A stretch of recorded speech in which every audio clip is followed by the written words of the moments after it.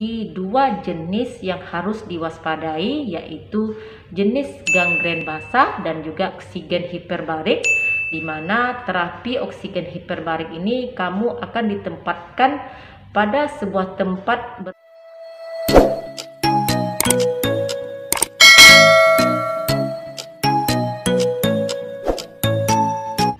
Assalamualaikum warahmatullahi wabarakatuh. Bagi penderita diabetes, jika mengalami luka, maka penyembuhan lukanya menjadi lebih lama. Bersama saya, Devi Febriani, perawat yang bekerja di kamar operasi. Kali ini saya akan membahas mengenai luka gangren pada penderita diabetes. Bagi penderita diabetes, ini sangat rentan sekali mengalami kematian jaringan yang istilah medisnya dinamakan dengan gangren. Kondisi gangren ini merupakan kondisi di mana terjadinya kematian jaringan akibat infeksi atau area daripada jaringan tersebut tidak mendapatkan aliran darah yang baik, karena pada diabetes ini terjadi kerusakan pada pembuluh darah. Akibatnya aliran darah yang membawa oksigen dan nutrisi ke jaringan perifer ke bagian ujungnya itu berkurang sehingga menimbulkan terjadinya gangren. Gangren ini biasanya menyerang pada area tungkai kaki, jari kaki, dan juga pada bagian tangan, tapi lebih cenderung terjadi pada daerah kaki. Kematian jaringan ini membuat organ tersebut mati rasa dan saraf tidak berfungsi lagi sebagaimana biasanya. Makanya pada penderita DM, jika mengalami gangren pada suatu organ, dan jika kita memberikan rangsangan pada organ yang mengalami gangren, biasanya penderita tidak akan merasakan nyeri, tidak akan merasakan sakit karena jaringan di sekitarnya sudah mati dan sarafnya sudah tidak berfungsi lagi. Bagi penderita DM yang mengalami luka, biasanya penyembuhan lukanya menjadi lebih lama yang diakibatkan oleh kadar gula darah pada tubuhnya itu meningkat, menyebabkan terjadinya kerusakan pada saraf, menurunkan sistem kekebalan tubuh, dan bisa menyebabkan sirkulasi darah terganggu, sehingga jika sirkulasi darahnya ini terganggu maka akan menghambat proses perbaikan jaringan tersebut yang mengalami kerusakan. Makanya bagi kamu yang mengalami penyembuhan luka yang lebih lama, disarankan untuk melakukan pemeriksaan kadar gula darah. Karena banyak penderita yang tidak menyadari bahwa saat ini mereka sedang mengalami penyakit diabetes. Pada penderita diabetes, jika mengalami gangren maka harus ditangani dengan baik. Karena risiko terjadinya gangren ini bisa menyebabkan terjadinya tindakan amputasi dan bahkan bisa menyebabkan kematian. Gejala yang bisa dilihat pada penderita gangren ini adalah penyembuhan luka yang menjadi lebih lama, kemudian ujung luka yang terkena gangren itu berwarna kehitaman, dan baunya ini sangat khas sekali, bau menyengat. Gangren sendiri memiliki beberapa jenis tergantung dari ciri khas dan juga tingkat bahayanya. Namun pada umumnya gangren ini memiliki dua jenis yang harus diwaspadai, yaitu jenis gangren basah dan juga jenis gangren kering.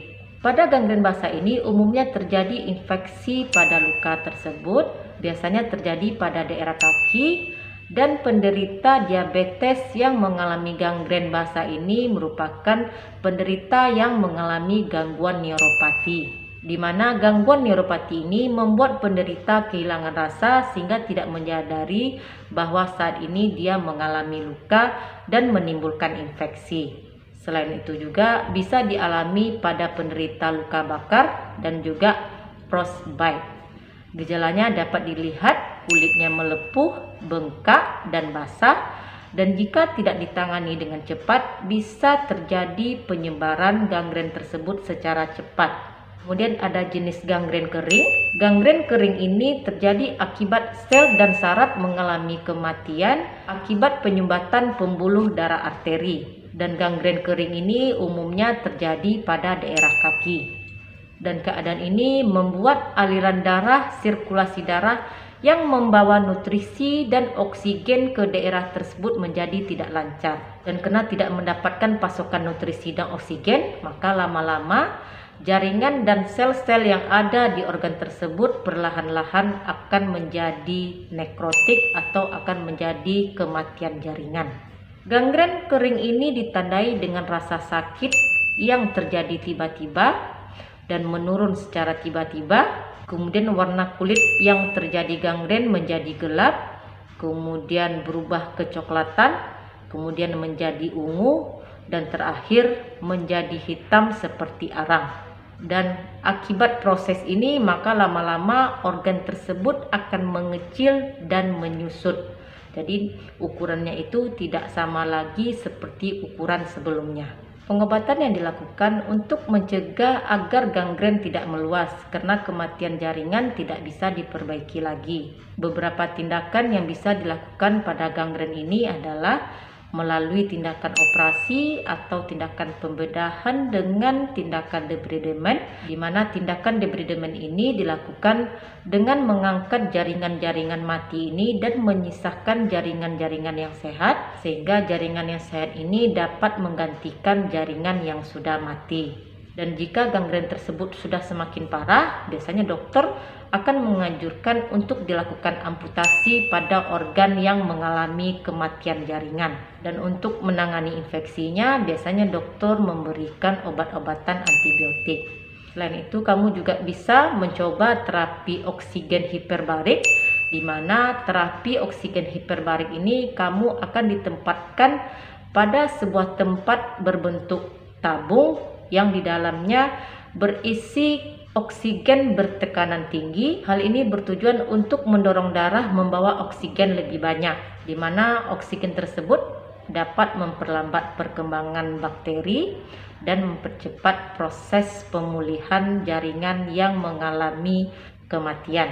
Namun yang terpenting dari semua ini adalah tetap mempertahankan kadar gula darah secara normal. Demikian sedikit informasi dari saya.